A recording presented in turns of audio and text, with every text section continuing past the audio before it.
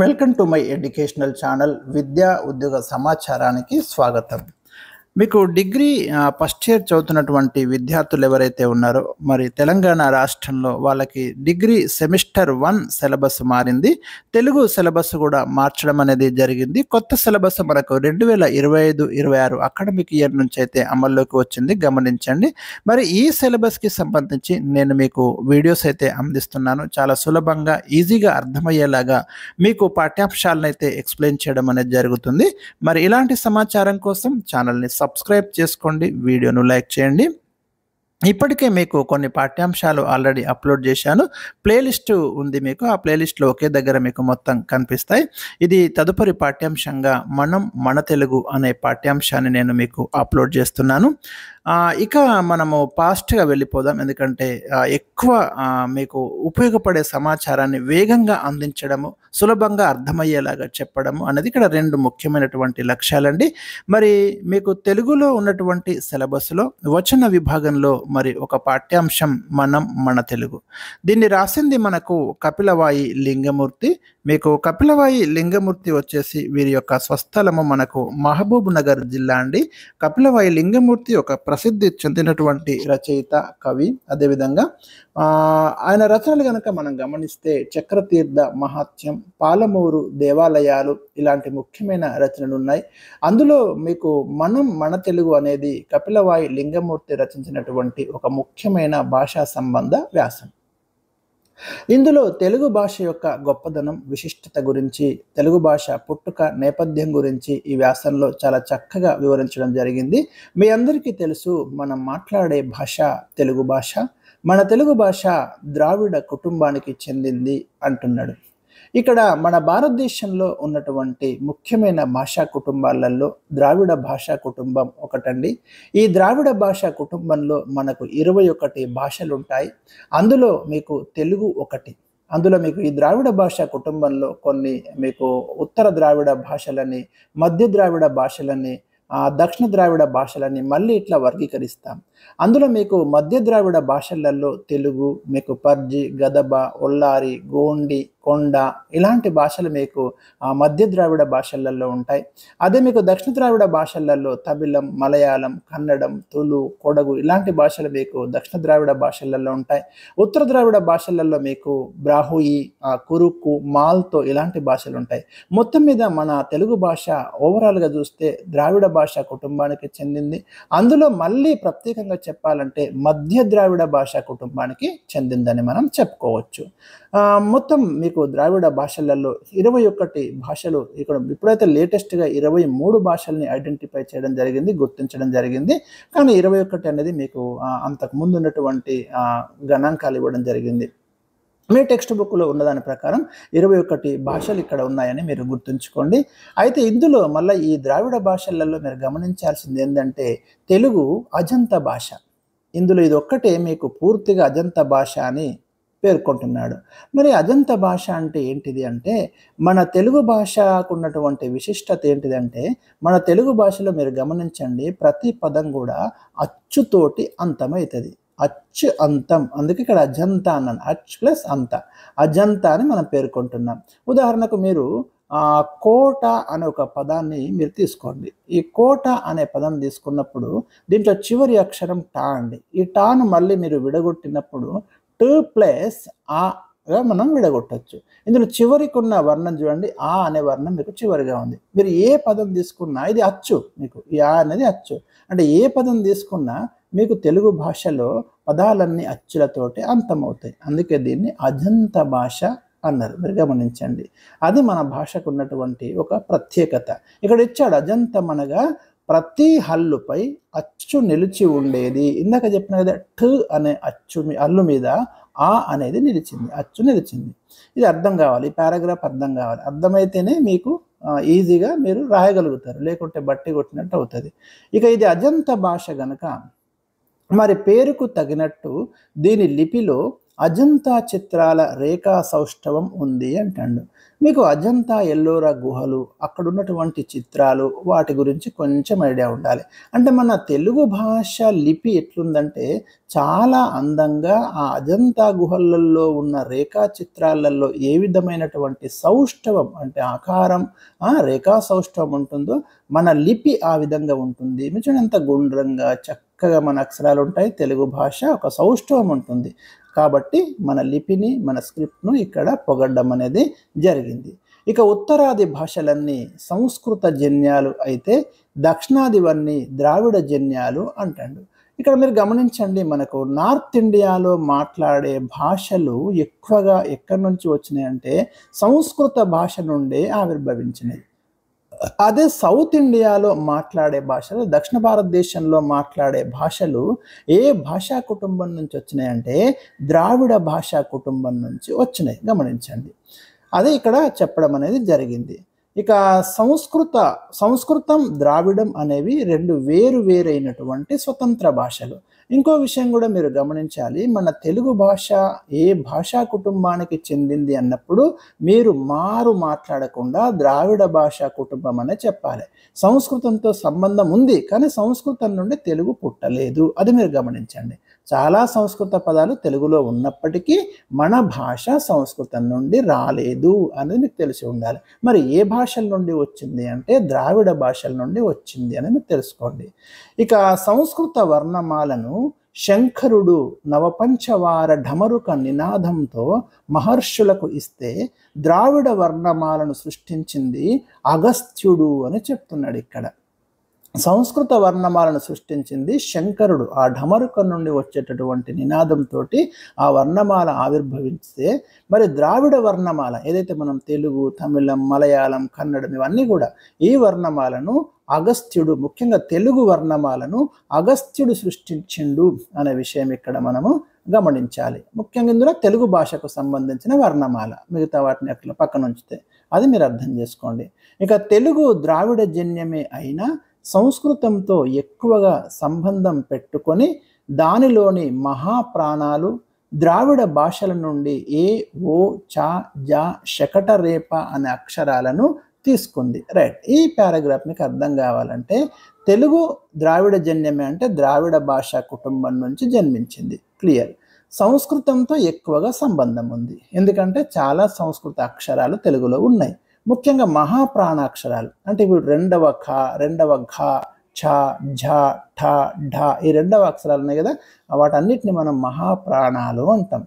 అల్ప ప్రాణాలు, మహాప్రాణాలు అని ఉంటాయి మీకు హల్లులలో. అందులో మహాప్రాణాలు ఎక్కడి నుంచి తీసుకున్నామంటే ఈ సంస్కృత భాష నుండే తీసుకున్నాం మనం. ఇక ద్రావిడ భాషల నుండి ఈ అక్షరాలని తీసుకున్నాం. మొత్తం మీద సంస్కృతంలో 50 అక్షరాలు ఉంటే మన తెలుగు భాషలో 56 అక్షరాలు ఉన్నాయి. ఇది కూడా మీరు రాయాలి రేపు పరీక్షలో. సంస్కృత భాషకు ఎన్ని అక్షరాలు ఉన్నాయి? 50 అక్షరాలు ఉన్నాయి. తెలుగు భాషకు ఎన్ని అక్షరాలు ఉన్నాయి? 56 అక్షరాలు ఉంటాయి మీకు. ఈనాడు సోదర భాషల కంటే వర్ణమాలలో దీనిలోనే అక్షరాలు ఎక్కువ. అంటే సోదర భాషలు అంటే ఏంటి? ద్రావిడ భాషలు కావచ్చు, ఇతరత్ర ఈ భాషలన్నీ తెలుగుకి సోదర భాషలే. అందులో ఉన్న వర్ణమాలలు ఎన్ని అక్షరాలు ఉంటాయో అంతకంటే ఎక్కువ మన తెలుగులోనే ఉన్నాయి. అదే మీరు తమిళంలో గమనిస్తే తమిళం మరి సోదర భాషనే తెలుగుకి, ఎందుకంటే ఇది కూడా ద్రావిడ భాషా కుటుంబానికి చెందింది. తమిళంలో పరుషాలు లేవు, మహాప్రాణాలు లేవు. మీరు గమనించండి. ఇప్పుడు పరుషాలు, సరళాలని కూడా మీకు ఉంటాయండి. క, చ, ట, త, ప వాటిని పరుషాలు అంటాం. మహాప్రాణాలు అంటే క, ఘ, చ ఇలాంటివన్నీ. ఇవి మన తెలుగులో ఉన్నాయి, అదే తమిళంలో లేవు. ఇక తమిళులు తమ భాషను అరవం అంటారు. ఇవి కూడా మనం రాయాల్సి ఉంటుంది, ఎందుకంటే ఈ వ్యాసంలో చాలా అంశాలు ప్రస్తావిస్తాడు. తమిళ భాష గురించి కూడా ప్రస్తావిస్తున్నాడు. తమిళులు ఏమంటున్నారు? తమిళ భాషను అరవం అంటున్నారు. అయితే అరవం అనటమే కానీ భాషా విషయంలో ఈనాడు వారి అంతగా మరెవరు అరచిన వారు లేరు అంటున్నాడు. ఇది ఎందుకు చెప్తున్నాడంటే తమిళులకు భాషాభిమానం ఎక్కువ అండి. వాళ్ళు తమిళంని చాలా ఇష్టపడతారు, వేరే భాషల్ని వాళ్ళు ఒప్పుకోరు కూడా. ముఖ్యంగా మీకు హిందీ విషయంలో చూడండి, తమిళనాడులో పెద్ద రగడ జరుగుతుంది, హిందీని యాక్సెప్ట్ కూడా చేయరు వాళ్ళు. మరి ఏ భాషను వాళ్ళ భాష గొప్పదంటారు. ఆ భాషాభిమానము ఎక్కడ అంటే తమిళంలో చాలా ఎక్కువ. అందుకే ఇక్కడ కొంత రచయిత కొద్దిగా భిన్నంగా చెప్తున్నాడు. అంటే వాళ్ళ భాషను అరవమంటారు. కానీ భాష విషయంలో వాళ్ళంతగా ఎవరు అరచిన వాళ్ళు లేరు అనేది కొంచెం వ్యంగ్యంగా ఇక్కడ చెప్పడం అనేది జరిగింది. మీరు గమనించండి. వాళ్ళకు భాషాభిమానం ఎక్కువ. అదే విషయాన్ని ఇక్కడ ప్రస్తావిస్తున్నాడు. భాషా విషయంలో వారిది వట్టి ఆర్భాటమే గాని మహాప్రాణాల భాషలు లేవు. ఆ తమిళ భాషలో మీరు ఇందాకనే చెప్పిన మహాప్రాణాలు లేవు, పరుషాలు లేవు అని. కనుక ఆరభట్టి వృత్తికి ఆ భాషలో ఆస్కారమే లేదు. ఇదంత సులభంగా మీకు అర్థం కాదండి. ఎందుకంటే ఈ వృత్తులు, ఆరభట్టి వృత్తి ఇట్లాంటి వృత్తులు ఉంటాయి. అంటే ఒక కఠినమైన దీర్ఘ సమాస భూయిష్టమైనటువంటి పదజాలము మన తెలుగులో ఉంటుంది కానీ తమిళంలో ఉండదు. ఎందుకంటే అక్కడ మహాప్రాణాక్షరాలు లేవు అని చెప్తున్నాడు. ఇక మీరు గమనిస్తే తదుపరి పారాగ్రాఫ్లో మనకు ఇచ్చింది ఏంటిదంటే ఇటువైపు కొందాం. విరాట పర్వంలో ద్రౌపది కీచకుణ్ణి బెదిరించే సందర్భంలో ఏమంటున్నది అంటే ఒక పద్యం చెప్తాడు అక్కడ తిక్కన. దుర్వారోధ్యమ బాహు విక్రమ రసాస్థోక ప్రతాపస్ఫురద్గర్వాంద ప్రతివీర నిర్మదన విద్యా పారగుల్మత్పతులిర్ గీర్వాణాకృతులేవు రిపుడి నేను దోర్లీలను వెసంగిట్టి గంధర్వుల్ మానము ప్రాణముగొనుట తథ్యం మెమ్మై కీచక అన్నాడు. ఇక్కడ మీరు ఈ పద్యాన్ని గమనిస్తే ఏకధాటిగా చదవటం విని అనే పద్యం ఏకధాటిగా చదవటం విని శ్రీ కట్టమంచి రామలింగారెడ్డి గారు ఆశ్చర్యపడి, ఓ ద్రౌపది నీ ఊపిరితిత్తులెంత గట్టివి అన్నారట. అయితే ఒక ఊపిరితిత్తులే కాదు, తెలుగు మహిళల గుండె కూడా చాలా గట్టిదే కానీ ఇటువంటి ద్రాగిష్టమైన రచనకు తమిళంలో అవకాశమే లేదు. ఈ పద్యాన్ని మీరు గమనించండి, ఎంత అంటే కఠినమైనటువంటి పదజాలం మనకి ఇక్కడ కనిపిస్తుంది.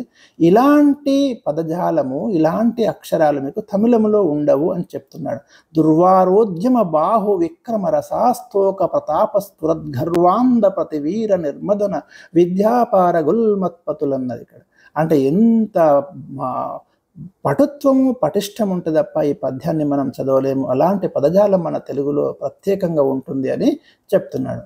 ఇక తెలుగు వర్ణమాలలో అటు సంస్కృత ఇటు ద్రావిడ వర్ణాలు రెండూ కలిసి ఉన్నాయి కాబట్టి తెలుగు వారటు సంస్కృతాన్ని ఇటు ద్రావిడాన్ని స్పష్టంగా ఉచ్చరిస్తారు. ఎందుకంటే మన వర్ణమాలలో సంస్కృత అక్షరాలు ఉన్నాయి, ద్రావిడ అక్షరాలు ఉన్నాయి కాబట్టి మనం అవి పూర్తిగా మాట్లాడగలుగుతాం, ఇది కూడా స్పష్టంగా ఉచ్చరించగలుగుతాం. ఇప్పటికీ మనకు వేద పఠనంలోని ఘన పాఠీలలో తెలుగు వారిదే పైచేయి. మీరు గమనించే ఉంటారు, వేదాలను పఠించడము, పద్యాలను పాడడంలో మన తెలుగు వారే గొప్పగా ఉన్నారు. ప్రథమ బహుమతి కూడా మన వాళ్ళకే వస్తుంది. ఇట్లాగే త్యాగరాజు గారి ఆరాధనలో కూడా తెలుగు భాషదే పైచేయిగా ఉంటుంది. కాబట్టి పై రెండు మనకు తెలుగు భాష దక్కిస్తున్న గౌరవాలుగా ఉన్నాయి.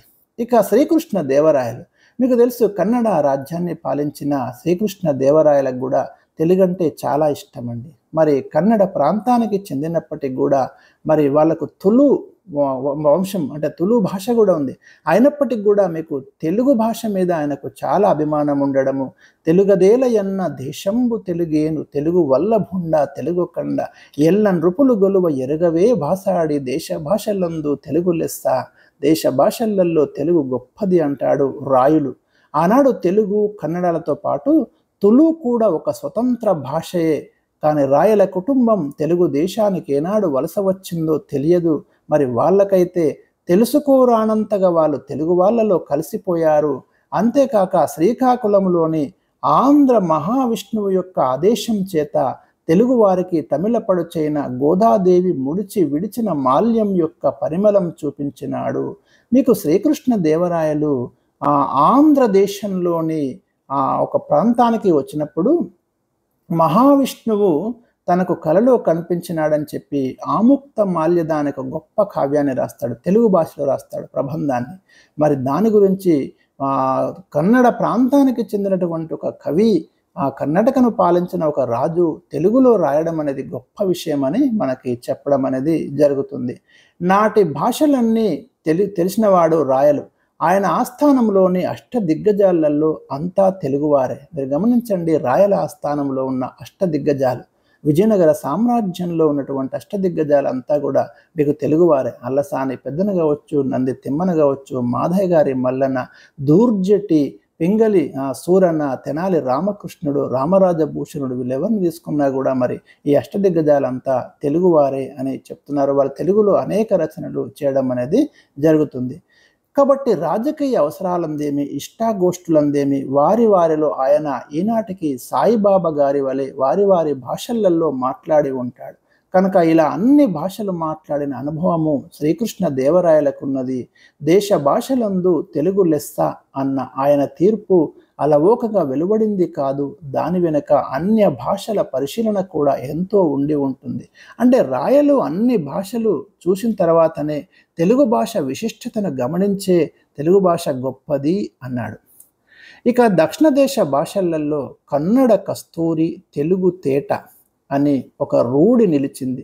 దీని నిజాలు ఆలోచించినప్పుడు తెలుగు తేట అనటం మాత్రం ఎవరైనా ఒప్పుకోక తప్పదు. మన తెలుగు భాష, తెలుగు తేట అంటున్నాడు. తెలుగన్నా తెనుగన్నా ఒక్కటేనండి. తెన్ అంటే దక్షిణ దిక్కు అనే అర్థం ఉంది. దక్షిణ దిక్కున నివసించే ప్రజలని తెలుగువారన్నారు. ఆ తెలుగు అనే పదం నుంచి తెలుగు అనే పదమే ఆవిర్భవించింది. ఇంకో సూత్రం ప్రకారం త్రిలింగ అనే పదం నుంచి తెలుగు అనే పదం వచ్చిందని చెప్తున్నారు భాషావేత్తలు. మొత్తం మీద కన్నడ కస్తూరి, తెలుగు తేట అనే రూఢి బహుశా నన్నయ్య నాటికి ఉండేదేమో.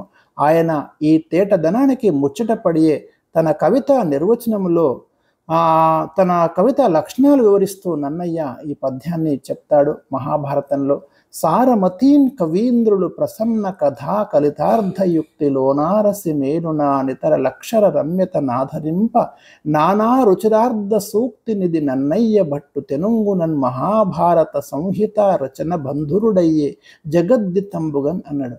నన్నయ్య ఈ పద్యంలో తన కవితా లక్షణాలు చెప్తాడండి. ప్రసన్న కథా కలితార్థయుక్తి, అక్షర రమ్యత, నానా రుచిరార్థ సూక్తినిధి అనేవి నన్నయ్య యొక్క కవితా లక్షణాలు. మరి నన్నయ్య కూడా తెలుగు భాషను ప్రశంసిస్తూ తెలుగు భాషలో మొట్టమొదటిసారిగా రచనకు పూనుకోవడం అనేది జరుగుతుంది. ఈనాడు మన భాషకు నన్నయ్య గారి అక్షర రమ్యత, తిక్కన గారి తెలుగు పలుకుబడులు, శ్రీనాథుని ప్రౌఢ ప్రయోగాలు, పోతన గారి ప్రాసలు, భట్టుమూర్తి శ్లేషలు, పింగళి సూరన కల్పనలు, చెమకూర విరుపులు పెట్టని సొమ్ములై దీన్ని రాజసింహాసనమెక్కించాయి. ఎవరెవరైతే ముఖ్యమైన కవులు మన తెలుగు భాష, తెలుగు రచనలో విశిష్టమైనటువంటి ప్రయోగాలు చేసినారో వాళ్ళందరి గురించి ఇక్కడ చెప్తున్నాడు. నన్నయ్య గారి కవితా లక్షణాలలో అక్షర రమ్యత ముఖ్యమైనది. అక్షర రమ్యత కాకుండా ఇంకా ప్రసన్న కథా కలితార్థయుక్తి, నానా రుచిరార్థ సూక్తి నిధిత్వం లక్షణాలున్నాయి. తిక్కన గారు తెలుగు పదాలు ఎక్కువగా వాడతాడు. నన్నయ్య సంస్కృత పదాలను మరి తత్సమ పదాలుగా మార్చి ఎక్కువగా వాడతాడు. శ్రీనాథుని యొక్క రచన చూస్తే ప్రౌఢ ప్రయోగాలు, కఠినమైనటువంటి పద ప్రయోగం మనకు కనిపిస్తుంది. పోతన గారి ప్రాసలు సులభమైనటువంటి భాష, ప్రాసలు వాడతాడు. ఇలా ఆయా రచనలు, ఆయా ప్రముఖ కవులు చేసినటువంటి ప్రయోగాల గురించి ఈ పారాగ్రాఫ్లో మనకు వివరిస్తున్నాడు. భట్టుమూర్తి శ్లేషలు, చేమకూర చమత్కారాలు సంస్కృతానికి కూడా సాధ్యం కాలేదంటే ఈ భాష యొక్క వ్యక్తిత్వం ఎంతటిదో మనం ఊహించవచ్చు. భట్టుమూర్తి శ్లేషలు అంటే అండి అనేక అర్థాలతో కూడినటువంటి రచనను మనము శ్లేష అంటాము. అనేక అర్థాలతో కూడిన అలంకారాన్ని శ్లేషాలంకారం అంటాము. వాటిలో ప్రసిద్ధి చెందినటువంటి కవి మీకు భట్టుమూర్తి అండి. ఇక చేమకూర వెంకట కవి చేమకూర చమత్కారాలు, చమత్కారమైనటువంటి రచన మీకు చేమకూర కవి దగ్గర కనిపిస్తుంది. సంస్కృతానికి కూడా సాధ్యం కానటువంటి గొప్పదనము మనము తెలుగు భాషలో చూడవచ్చు అంటున్నాడు. శాతవాహనుల కాలం నుండి ప్రాకృత సంస్కృత భాషల నడుమ నలుగుతున్న ఈ భాషను మొదటిసారిగా రేనాటి చోళులు, వారిలో పుణ్య కుమారుడు దీన్ని అధికార పీఠమెక్కించి మొదటిసారిగా అచ్చమైన తెలుగులో శాసనాలు వేయించినాడు. ఈ విద్యార్థులు ఇది అర్థం చేసుకోవాలంటే మీరు మనకు ఆంధ్రదేశం అంటే తెలంగాణ ప్రాంతాన్ని పాలించినటువంటి తొలి రాజవంశము శాతవాహనులు అండి. ఇక్కడ ఆంధ్ర కావచ్చు, తెలుగు కావచ్చు, ఈ ప్రాంతం మొత్తం కూడా మరి ఒకప్పుడు శాతవాహనుల నియంత్రణలో ఉండేది. ఈ శాతవాహనుల కాలంలో మనకు వాళ్ళ యొక్క అధికార భాష ప్రాకృతం. తర్వాత మీకు సంస్కృతం అధికార భాషగా రావడం మిగతా రాజవంశాల కాలంలో ప్రాకృతం సంస్కృతమే ఎక్కువగా మనకి ఇక్కడ కనిపిస్తాయి. తదుపరి కాలంలో ఎవరి కాలంలో అంటే ముఖ్యంగా రేనాటి చోళుల కాలంలో తెలుగుకి ప్రాధాన్యత దక్కింది. మొట్టమొదటిసారిగా తెలుగులో శాసనాలు వేయించింది ఎవరు అంటే ఈ రేనాటి చోళులే అండి. రేనాడు అంటే మీకు కడప ఆ ప్రాంతాన్ని అప్పుడు రేనాడు అని పిలిచేవాళ్ళు. వాళ్ళు తొలిసారిగా మీకు తెలుగులో శాసనాలు వేయించిండ్రు. క్రీస్తు శకం 575 నాటి ఎర్రగుడిపాడు శాసనము మీకు తొలి తెలుగు గద్య శాసనంగా మనం పేర్కొనాలి. తర్వాత చాళుక్యులు రాజ్యానికి వచ్చి తెలుగు కవిత్వం మార్గ కవిత ప్రవాహంలో పడి కొట్టుకుపోతుండగా దాన్ని దేశీ అనే ఒడ్డుకు పట్టించి స్వతంత్రంగా నిలబెట్టినారు. తర్వాత మీకు చాళుక్యులు అంటే రాజరాజ నరేంద్రుడు ఉన్నాడు కదా మనకు తూర్పు చాళుక్య రాజు. ఆయనే మన తెలుగు భాషలో మొదటిసారిగా రచన చేయడానికి నన్నయ్యకు ఒక ప్రేరణ కల్పించడం జరిగింది. తెలుగు కవిత్వం మార్గ కవితా ప్రవాహం అంటే ఏంటిది? సంస్కృత లక్షణాలు కలిగినటువంటి కవిత్వాన్ని మార్గ కవిత్వం అంటారు. అందులో అంటే ఆ రకంగా ఉండేది మొదట తెలుగు కవిత్వం. తర్వాత దాన్ని ప్రజలకి సులభంగా అర్థమయ్యేలాగా దేశీ ఛాయలతోటి ఆ కవిత్వం తీసుకురావడానికి కృషి చేసింది ఎవరు అంటే చాళుక్యులు. అది గుర్తుంచుకోండి. అందుచేత నన్నయ్య గారి భారతం భాష చేత తత్సమ బహుళమైన కవితా మార్గంలో మాత్రం దేశీ ప్రాధాన్యమై నిలిచింది. ఇవి కొంచెం మీకు సులభంగా అర్థం కావాలని చెప్తాను. నన్నయ్య భారతంలో మనకు చాలా తత్సమ పదాలు ఉంటాయి. తత్సమ పదాలు అంటే ఏంటి?